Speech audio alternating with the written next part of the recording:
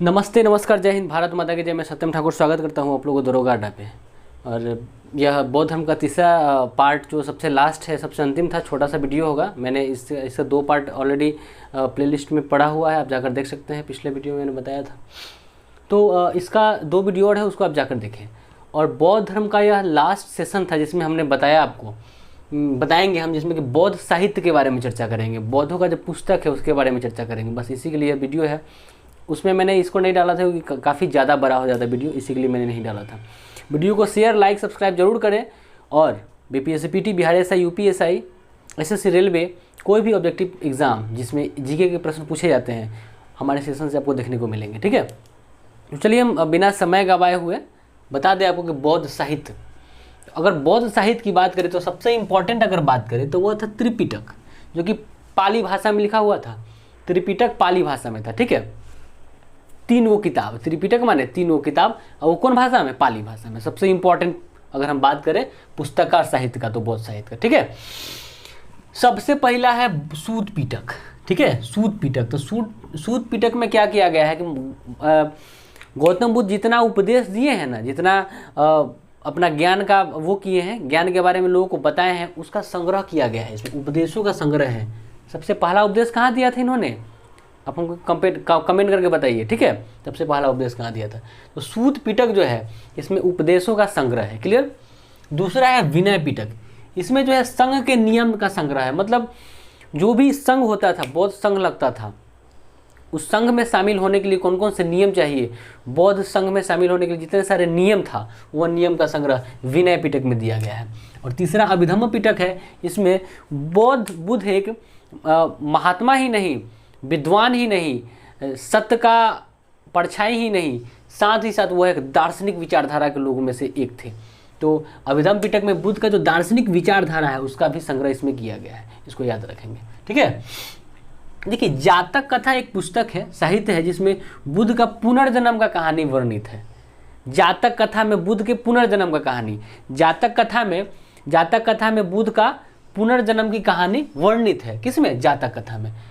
और साथ ही साथ जातक कथा से ही अजंता की गुफा का चित्रण मिलता है। तो ये सारा चित्रण बुद्ध के लिए किया गया है। इसको भी याद रखेंगे। तो जातक कथा का चित्रण, जातक कथा में क्या है? तो बुद्ध का पुनर्जन्म की कहानी है, बात कहा गया है। और साथ ही साथ अजंता गुफा का भी चित्रण किया गया है उसमें। ठीक है, आपको बता दें, बुद्ध चरित्र जिसको बौद्धों का रामायण कहा जाता है, बुद्ध चरित्र जिसे बौद्धों का रामायण कहा जाता है, और सौंदरानंद सड़ीपुत्र प्रकरण, क्या वो किताब हुआ? बौद्ध चरित्र या बौद्धों का रामायण 1, सौंदरानंद 2, सड़ीपुत्र 3, प्रकरण 4, ये चारों पुस्तक अश्वघोष ने लिखे हैं। याद रखेंगे, बुद्ध चरित्र जिसको बौद्धों का रामायण भी कहा जाता है, सौंदरानंद, सड़ीपुत्र, प्रकरण, और ये चारों पुस्तक को लिखे किसने? अश्वघोष ने। अगर हम मिलिंद पंथों की बात करें, जिसको मीनांडर कहा जाता है, ठीक है, तो मिलिंद पंथों जिसे मीनांडर कहा जाता है, इसको लिखने का काम नागसेन ने किए हैं। अब देखिए, नागसेन इसमें लिखा गया है, इसमें मिलिंद पंथों में, जिसको मीनांडर कहते हैं, इसमें लिखा गया है कि राजा मिलिंद जो है वो नागसेन से कुछ प्रश्न पूछते हैं। ठीक है, तो नागसेन उसका उत्तर भी देते हैं, और वह उत्तर जो है बौद्ध धर्म से संबंधित है, जिसको कहीं ना कहीं देखने को मिलता है मिलिंद पंथों में। किताब का नाम है जिसको नागसेन भी कहते हैं, मिलिंद पंथों को मीनांडर भी कहते हैं, जिसको लिखा है नागसेन ने। तो हमने बताया इसके बारे में। चलिए अब आते हैं। देखिए, लाइट ऑफ एशिया मैंने आपको बताया था, गौतम बुद्ध को लाइट ऑफ एशिया कहते हैं, एशिया का किरण पुंज कहते हैं। ठीक है, तो कौन किताब में लिखल है? तो वो किताब है एडविन अर्नाल्ड पुस्तक। किताब का नाम है एडविन अर्नाल्ड।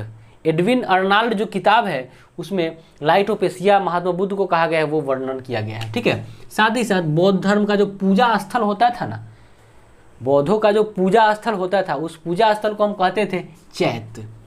बौद्धों का जो पूजा स्थल होता था, उस पूजा स्थल को क्या कहते थे हम? चैत्य कहते थे। ठीक है, और अगर बात कर ले स्तूप का, देखिए हम लोग राजगीर जाते हैं, चाहे जो भी बौद्ध संबंधित जो भी मंदिर है उसमें हम जाते हैं, तो उसमें हम देखते हैं कि स्तूप बनाया हुआ है, और बहुत से गुंबद रहता है, बहुत से चीज़ों का देखने को मिलता है। तो आखिर उस स्तूप का क्या महत्व है, उस गुंबद का क्या महत्व है, उसके बारे में हम जानकारी देंगे आपको।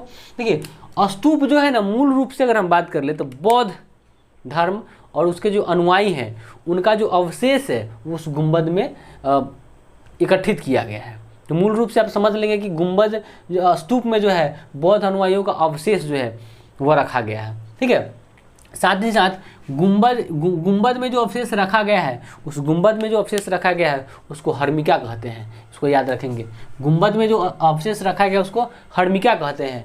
और आपको बता दें कि विहार और मठ भी सुनने को मिलता है। बिहार नहीं, इसका पेट काट देंगे तो बिहार हो जाएगा, जो कि स्टेट है, लेकिन यह विहार है। विहार मतलब रहने का जगह साधु संतों के लिए। ठीक है, तो विहार और मठ की अगर हम बात करें तो वह यह शब्द है, वह जगह था जहाँ पर बौद्ध भिक्षु निवास करते थे और आराम करते थे। ठीक है, तो वह कहने का मतलब विहार और मठ कहलाते थे। गंधार शैली की बात कर ले तो वह धर्म से संबंधित है। गंधार शैली बौद्ध धर्म से संबंधित है। गंधार शैली सीधे प्रश्न पूछता है, फैक्ट है इसलिए मैं बता रहा हूँ। गंधार शैली बौद्ध धर्म से संबंधित है। और आपको बता दें कि मथुरा कला जो है वह जैन से संबंधित है, जैन धर्म से। तो बहुत जल्द हम आ रहे हैं आपके साथ फिर जैन धर्म को लेकर। तो वीडियो को लाइक शेयर सब्सक्राइब करें और ज़्यादा से ज़्यादा देखें। ठीक है, और वीडियो को शेयर करें। धन्यवाद। जय हिंद।